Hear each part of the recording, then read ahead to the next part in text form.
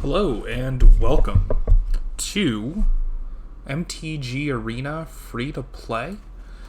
In this video series, I will be giving a tutorial on how to play Magic Arena. I will make this friendly for both Magic players who are new to Arena and people who are new to Magic the Gathering. So we're just playing through the tutorial here. If you already know how to play Magic the Gathering, you can skip this video and go to the next one, which will be a little more in-depth. This tutorial here we're just following, which will essentially teach you how to play Magic if you've never played before. So this is Sparky. He's kind of going to teach us how to play, and we will kind of follow him. I will give some information here while we're going. So basically, Magic is a game. It is a trading card game. It is the world's first trading card game, and it was created, I think, in 1993. So it's a pretty old game. Essentially, you are a planeswalker, and you utilize a library of spells and creatures and sometimes other planeswalkers to help you defeat your opponent. So we are here, our opponent's over here.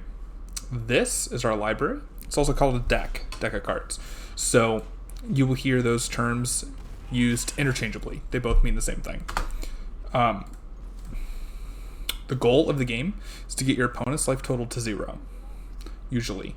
So there are two ways to win: getting your opponent's life total to 0 and forcing them to draw a card when they have no cards to draw. That is a little less common, so generally you want to get your opponent's life total to 0. In this tutorial here, we're not starting with the normal amount of cards that we normally start with, but this is here to teach us how to play the game. So there are 5 colors in Magic: white and green. So white uses plains, green uses forests, and the other 3 colors are red, black, and blue. Red uses mountains, black uses swamps, blue uses islands. You do not have to use only one color of Magic. You can build a deck that has 2 colors of Magic. And you need your mana in order to cast your spells. So all creatures are spells.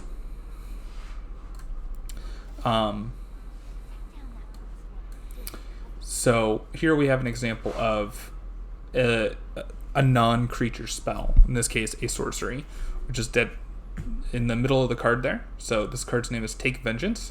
Costs 2 mana, so 1 plains, which is donated by this little white symbol here, and then 1 of any other color.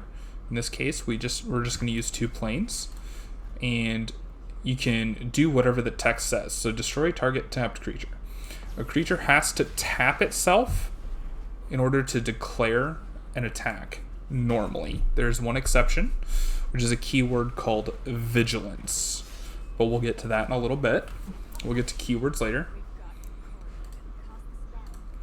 Got another spell here. This is pretty much impossible to lose. So this one says tap all creatures your opponents control with toughness 2 or less. So toughness is the number on the right. Power is the number on the left. When creatures fight each other, my power will deal damage to his toughness, and his power will deal damage to my toughness. When you attack, you do not get to choose if your opponents block you. And we unlock a free card here.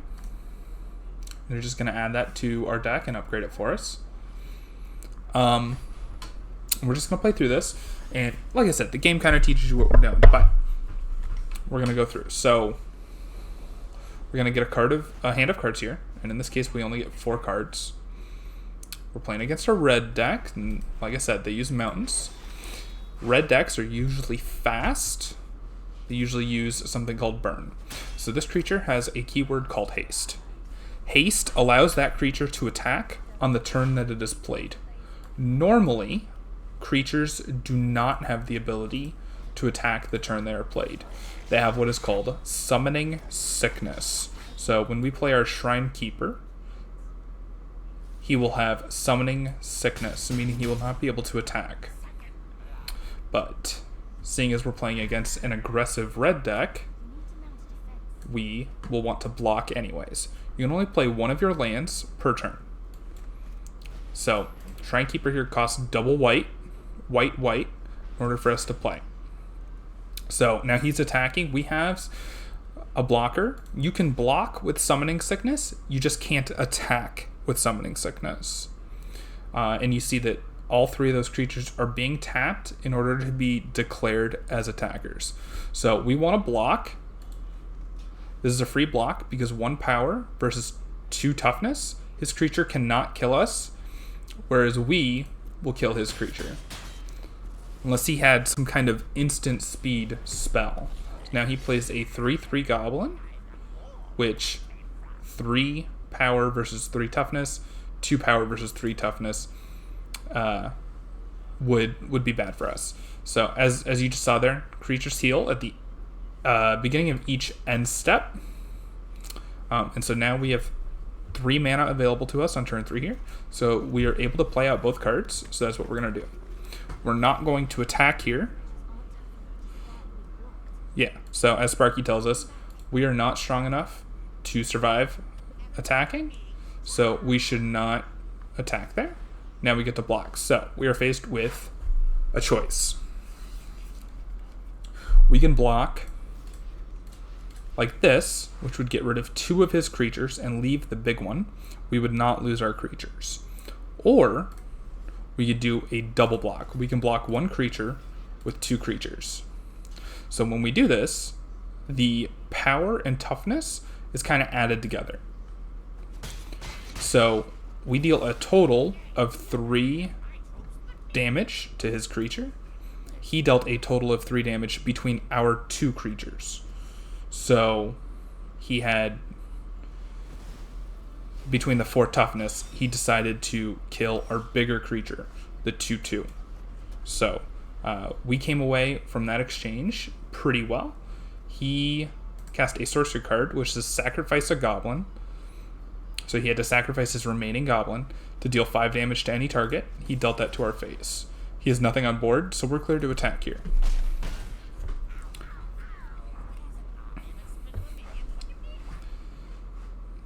And the game does a pretty good job with the tutorial here. And it brings you into the game slowly. Alright, so just in time for us to make our 5th land drop, we get a 5 mana creature with power and toughness 3/4. And when he enters the battlefield, we get to gain 4 life. So we will go up to 12 here. We can attack with the 2/2 and get in for 2 damage, which in this case, I think we should. Sparky tells us not to, but I think it's a fine idea. If he trades here, that's okay, because both of our creatures survive combat damage. So we will block, remove both of his creatures, and we get to maintain both of our creatures. This is when this guy enters the battlefield, deal 3 damage to each player. Alright, so we get another Spiritual Guardian. Now, because we have a creature with 3 power to block his 3 toughness creature, I'm going to attack with the other Spiritual Guardian. If he blocks, we get to kill his big creature. If he doesn't, we get to, deal damage to him. When he comes back to attack us, he has no creatures left. So I'm actually just going to take this damage. There's something in Magic called using your life as a resource, which is what we're going to do.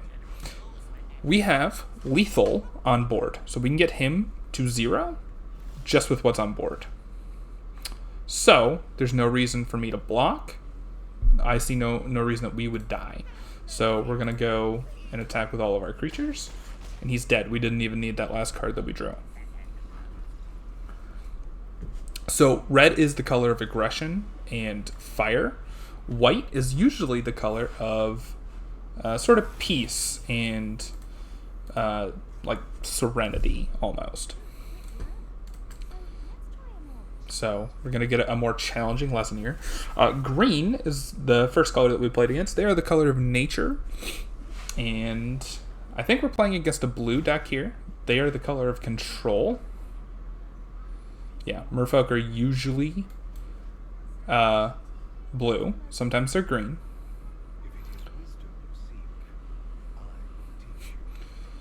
Yep, so got an island here. It's another ability we haven't seen before. Flying. Flying, a creature with flying can't be blocked except by creatures with flying or or reach. So reach says you can block creatures with flying or creatures that don't have flying.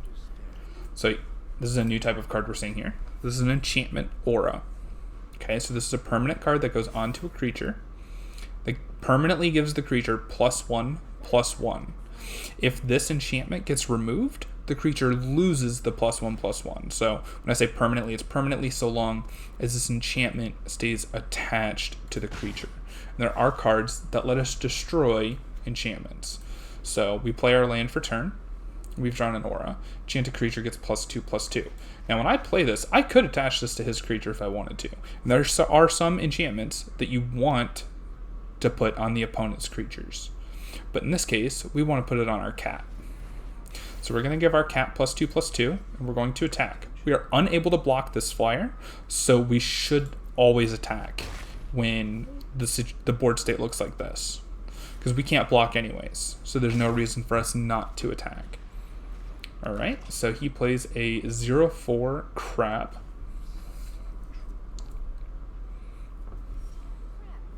And make our land drop for turn. You always want to make your land drop, almost always want to make your land drop as the first thing you do. So we drew a 3-mana 3/2, which we are going to play. There's no reason for us to attack, because he's just going to block it with his creature that does not die. So we have 3 power, he has 4 toughness. He's not going to die if we attack, so there's no reason for us to do so on this turn. We wouldn't get any damage through.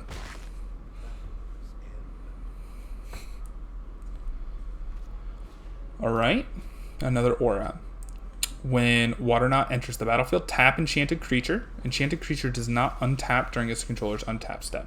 So this is, like I was telling you, one of those enchantments that you do want to put on an opponent's creature.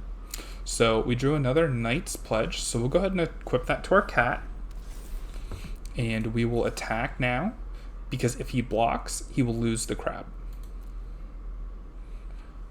And he opts not to block there. He values the crab more than he values 5 life. So something like I said, consider your life total as a resource. It's okay to take damage sometimes, because you would rather have the resources on the battlefield. So we see a card here, Divination. It's a sorcery. Reads draw 2 cards for 3 mana.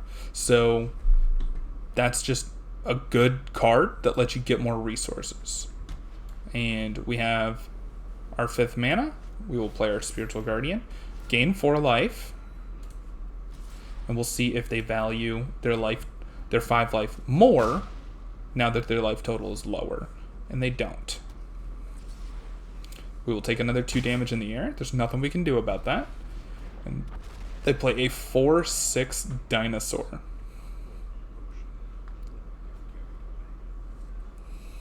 Let's see what the opponent has for us now. Enchanted Creature gets +3/+3 and flying. So this right here gives us the win, because none of these creatures that are untapped have flying or reach, and you can only block if you are untapped.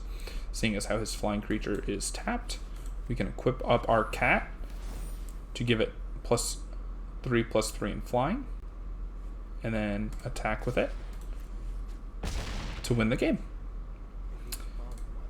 It was fun while it lasted. Alright. We're just cruising along here, adding more cards to our deck. And we will play against our fourth opponent here, who I believe is going to be a black mage. Black is somewhat unique color. They kind of take using your life total as a resource to the extreme, more so than other colors do. So we saw that card Divination in the last game that says 3 mana, draw 2 cards. Cards in black sometimes say draw 2 cards, lose 2 life, but they'll also give you another something else to go with it. So you get like 2 benefits and 1 negative a lot of the time. So they're not playing anything out on 2. We draw another Shrine Keeper. We'll play out our creature and we will attack. Now, something when you are playing against human opponents, instant spells. So this is our first instant. So instants can be played at any time. Sorceries and creatures and enchantments can only be played during your main phase. So main phases happen before combat and after combat. So that instant allows her to destroy our creature at instant speed, essentially. So sometimes when you're playing against human players, it is better to play your creature on your second main phase to give your opponent less information. So right now, I could have anything in my hand. So flash is a keyword that essentially makes a creature an instant. So he gets to flash in his creature and surprise block us. Now in my second main phase, I will play my creature out.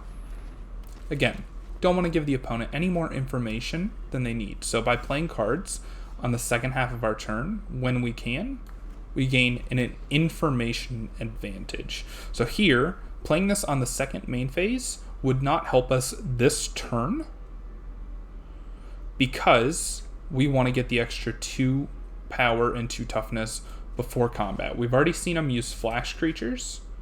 So if we play this now, that flash creature cannot profitably block us. So we see that she has another Nimble Pilferer. Altar's Reap. As an additional cost to cast a spell, sacrifice a creature, draw 2 cards. So like I was saying, so this is similar to Divination. Draw 2 cards, it costs 1 less mana, and it's an instant. So we got 2 benefits here, but the negative is that you have to sacrifice a creature. And so that is a lot of what black likes to do. Gain extra benefits by harming yourself a little bit. So we see a 5 mana 5/5. This is a big creature. She can't block. This cat can't block. When it enters the battlefield, deal 5 damage to target opponent. So we automatically take 5 damage. So our life total is 5. She has 5 power and toughness. If we attack and we don't have another creature in hand, we will die on the crack back, the swing back, however you want to call it. So we are not going to attack here. Now, we drew a card. We drew our instant, 1 mana instant. Target blocking or blocked creature you control gets +2/+2 until end of turn. So what we can do is we can block here. And then after blockers are declared, but before damage is dealt, we can cast this spell to buff our creature so that we do not die. And if we... I don't know if... Well, let me do it here. We will have to wait until we get into a real game. So we see here in the bottom right, declare attackers, declare blockers, and then combat damage. So we are in declare attacker step. So we declare this as an attacker. They flash in 2 Nimble Pilferers to block us. So this is before blockers are declared. Now we will move into declare blockers. They will double block us, thinking they will get to trade with us, and we get to cast tactical advantage, this time as an attacker, gain +2/+2, and again, not die. Then we declare damage, Go to our second main phase, we have nothing to do, so it's automatically going to pass it back to the opponent. This here is our untap and is our upkeep and draw steps, and then this is our end step. So 5 mana, cast this spell only if a creature is attacking you. Make 3 1/1 white spirit creature tokens with flying. So, tokens are just like creatures, except they are tokens. When a creature dies, it goes to the graveyard. If a token were to die, it would poof out of existence. So here, she thinks that she tricked us, right? So instead of double blocking and destroying our creature, she said, I have 3 2/1s, which will kill me. But I can cast this, and I can declare each one as a blocker. Now watch. When these die, they will poof out of existence. They're gone. When these creatures die, they will go to her graveyard. And that can have, and I can click there to open the graveyard. So we don't enchant your creature. So in this case, we don't need to enchant because we have her dead on board. But the game wants us to enchant first. There are some synergies, graveyard synergies, and there are some token synergies. So notice our tokens did not go to the graveyard. There are some situations where you want to play a lot of tokens. There are some situations where you don't want to play a lot of tokens. It all kind of depends on the deck. Now we're going to go to the 5th match here. If Sparky would ever let us. And these are decks that will become available to us after we complete the tutorial. Nicol Bolas is, I'm going to skip this. Nicol Bolas is an enemy that is a common enemy in Magic the Gathering.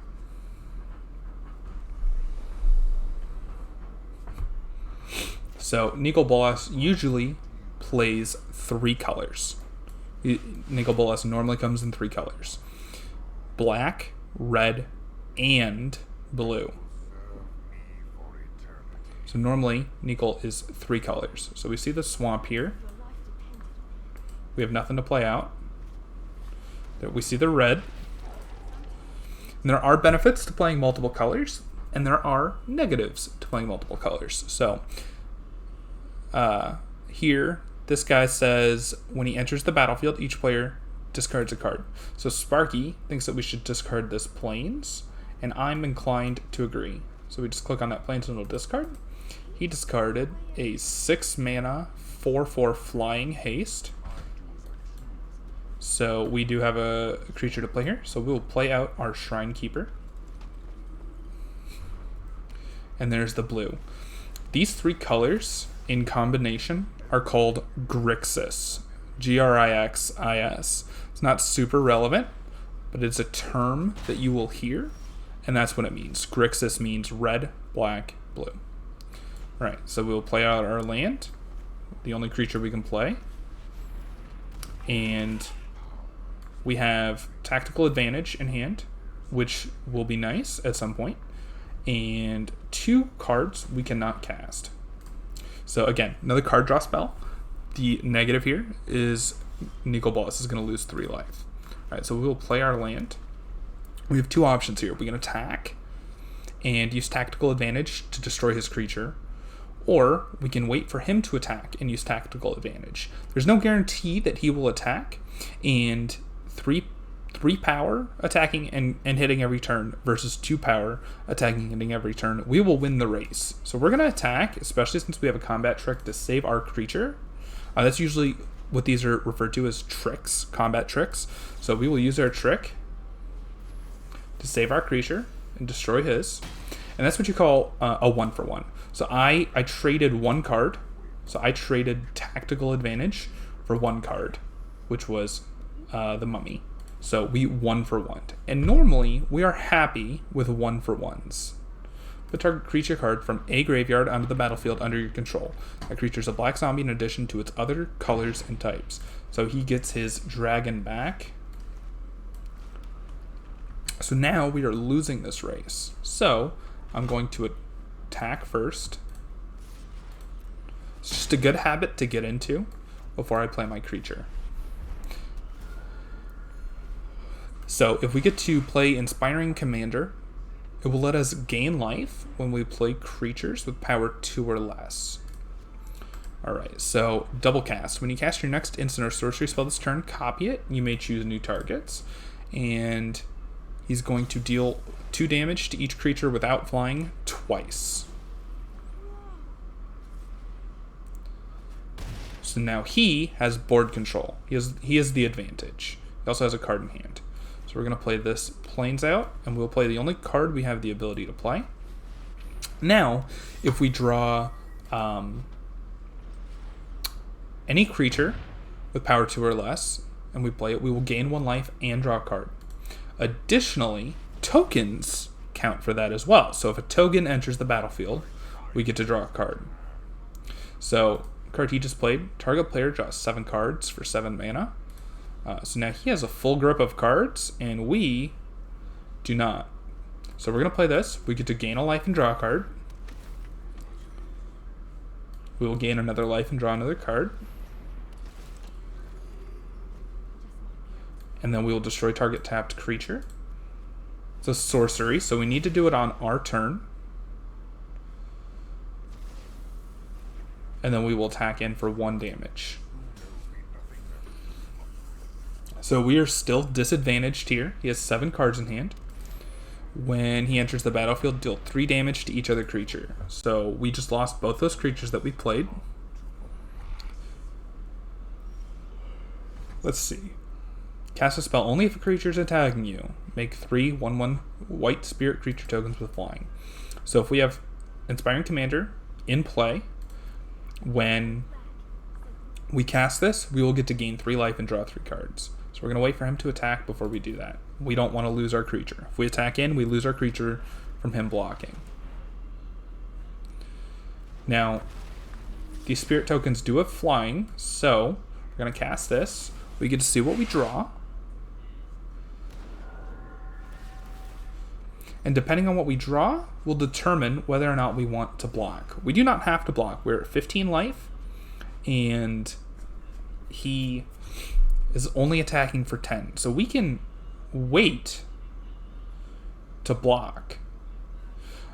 We do have a tactical advantage, which would let us get +2/+2. So if we used 2 spirits and a tactical advantage, we could take down this dragon. So I think that's what we're going to do, and we're just going to take 6 here.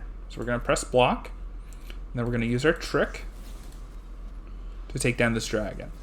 And because we got to draw 3 cards off of Confront the Assault, we came away ahead in that interaction.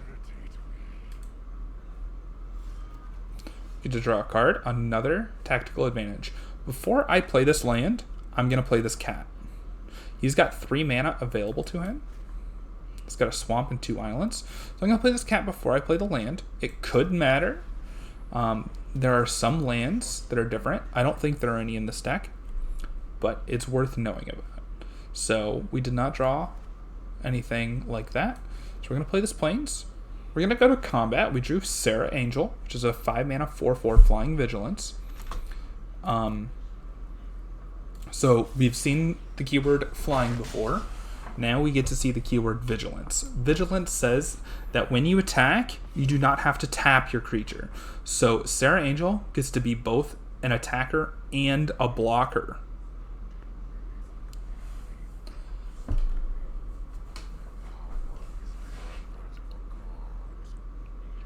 Nicol Bolas being scary there. Now, we do have tactical advantage. Cruel Cut, finally dealing with our Inspiring Commander. And he plays a lot here. So, we can choose to block with our cat, or we can use our life total as a resource and go to 4. We are going to go to 4.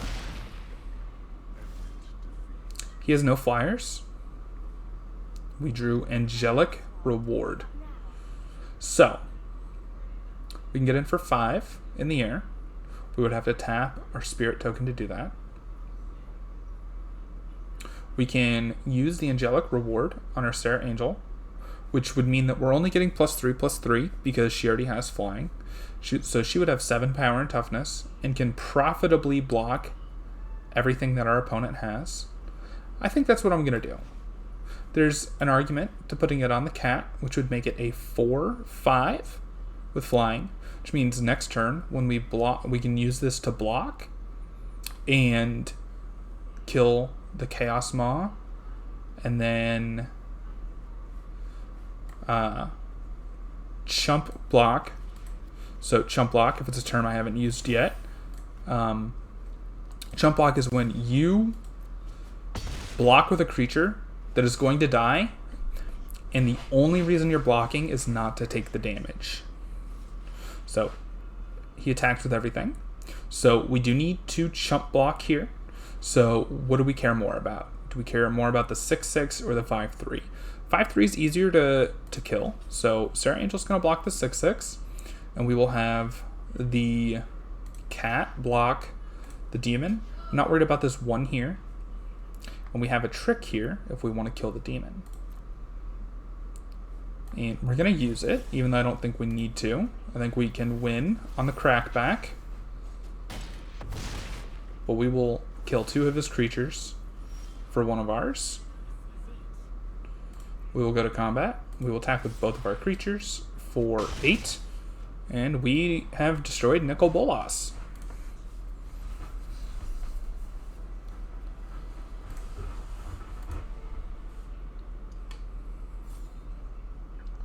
So we have completed the tutorial, and we unlock these decks here. So a monocolored deck in each color. They give us some free cards, which will be useful to us. And then this is going to put us into the main part of the game. Maybe. All right. So this, thank you, Sparky. Can you go away now? So color challenge here is for each win you get with each of these color decks, you will unlock cards. So the next part of this tutorial, which we will do in the next part, is to play some games with each of these decks to unlock more cards. So we're going to end this part 1 here, pick up part 2 tomorrow, and we will play some games with each of these. I don't know if we'll be able to play all of them in one video, because that'll be like 25 videos, or 25 games rather. But we will pick it back up tomorrow, and I'll see you then. Thanks. Bye.